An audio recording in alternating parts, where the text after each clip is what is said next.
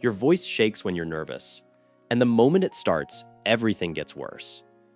I remember the exact second mine cracked in front of 12 people in a glass-walled conference room on a Tuesday afternoon.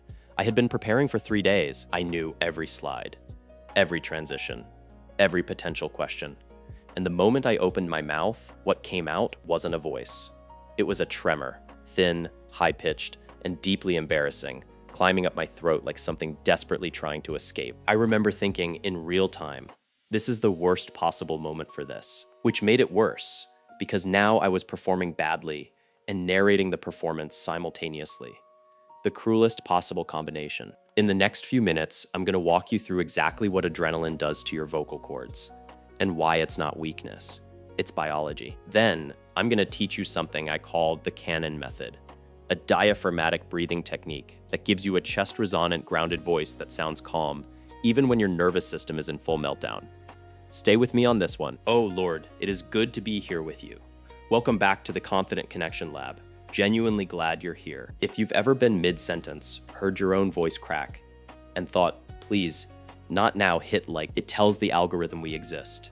It tells me you're out there, and either way, it matters. Let me take you back to that conference room. It was a Tuesday. Why is it always a Tuesday? And I had rehearsed this presentation in my bathroom mirror until I was tired of my own reflection. I knew the material cold. I had walked through potential objections, memorized the data, practiced the pauses. I walked in feeling genuinely ready. Then I stood up. My fingers went cold first. That strange draining sensation that starts at the tips and works its way inward, like someone slowly turning off the heat. Then my throat tightened, not painfully, just enough to make me aware of it, which is somehow so much worse than pain, because at least pain gives you an excuse. And when I spoke, the words came out reedy and thin, like someone had found the bass dial on my voice and quietly turned it all the way down. I pushed through it, finished the presentation, sat down, and I left that room furious at my own body, the same body I had trusted, trained, and prepared. I had done everything right. My nervous system had decided to throw a fire drill at the exact wrong moment. Here's what I figured out later, though. My body hadn't malfunctioned. It had done precisely what millions of years of evolution had designed it to do. And the moment I truly understood that, not just intellectually, but in my bones, is the moment the shaking started to lose its power over me. When your brain perceives a threat, it signals your adrenal glands to flood your bloodstream with adrenaline. Here's the part nobody ever explains clearly. Your brain cannot distinguish between a predator in the wild and a room full of people waiting for you to say something smart to your amygdala, that ancient reptilian command center buried deep in your skull. Social judgment and physical danger register as the exact same signal, same chemical, same alarm, same consequences. Adrenaline then starts making decisions throughout your body without asking for your input. It tightens the muscles around your larynx, those small, precise muscles that control your vocal cords, reducing their range of motion and their ability to vibrate freely. It redirects blood flow away from your extremities toward your major muscle groups, preparing you to fight or run, which is why your hands go cold and your voice goes thin. Your body is not betraying you. It is being a very loyal, very misguided protector. Here's where it compounds into what I call the betrayal loop. Adrenaline also shifts your breathing pattern from slow, diaphragmatic breaths into short, shallow chest breaths. When your breath support drops, your voice loses the resonant foundation. It normally draws from deep inside your chest cavity. That warm, low, authoritative quality, the one that makes people lean in, disappears. What's left is a thinner, higher-pitched version of your voice that your own brain immediately clocks as wrong, which creates more anxiety, which produces more adrenaline, which makes everything measurably worse. Name it. The betrayal loop. Because once you can name what's happening inside your body, you stop fighting yourself and start working with the system instead. Here's the thing about adrenaline that nobody in the just be confident industrial complex wants to admit. You cannot think your way out of it. We have all tried the internal pep talk. Just calm down. You're fine.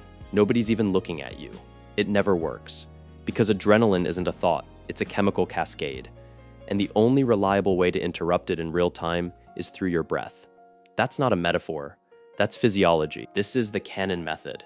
It's a 4-step diaphragmatic breathing protocol built specifically for high-stakes moments, not your meditation cushion, not a quiet Sunday morning, right before or even during a moment that actually matters. Step 1, drop your breath down, not up. Breathe into your belly, not your chest. Put a hand on your stomach right now. If it moves outward on the inhale, you're doing it correctly. If your chest rises instead, you're still stuck in emergency mode and your voice will stay thin. Step 2, make your exhale longer than your inhale. 4 counts in, 6 counts out. This specific ratio activates your parasympathetic nervous system, the biological brake pedal for the adrenaline response. 2 full cycles of this is enough to begin shifting your body's chemistry back toward baseline. Step 3, find the floor. Feel the physical weight of your own body. Your feet flat against the ground, your back making contact with the chair. This grounds your nervous system in the present moment and physically interrupts the spiral. It sounds like something lifted from a wellness blog until you do it once, under genuine pressure, and feel it actually work. Step 4, speak from the low register first. Start quieter and lower than you think you need to. The Canon method is not about volume, it's about resonance. A chest-anchored, unhurried voice sounds more authoritative than a loud, strained one every time, without a single exception. Take a second. Think about the last time your voice did this to you. Where were you breathing? I'd bet everything it was shallow, tight, urgent, caught up in your chest like a fist. That's the whole mechanism, and now you know exactly how to break it. When you breathe into your diaphragm and extend your exhale, you physically release the tension in the muscles surrounding your ribcage, and in doing so, you give your vocal cords the room they need to vibrate fully. At their natural frequency, the warmth comes back, the bass comes back. You sound like yourself again, even if nothing in the room has changed. I have a question. Be honest in the comments. Does your voice shake more in big group situations or one-on-one high-pressure conversations? Mine is one-on-one, always has been. Something about a single person's undivided attention is more terrifying to me than a crowd. Tell me which one yours is. I actually read these. Now that you know why your voice shakes and exactly how to anchor it, there's a second layer to this. Because the moment your voice steadies, people are actually going to hear what you say next. And most of us haven't figured out how to make those words land either. I covered the exact method for saying less and meaning more. The kind of thing that makes a room go quiet and lean forward in the audio right here.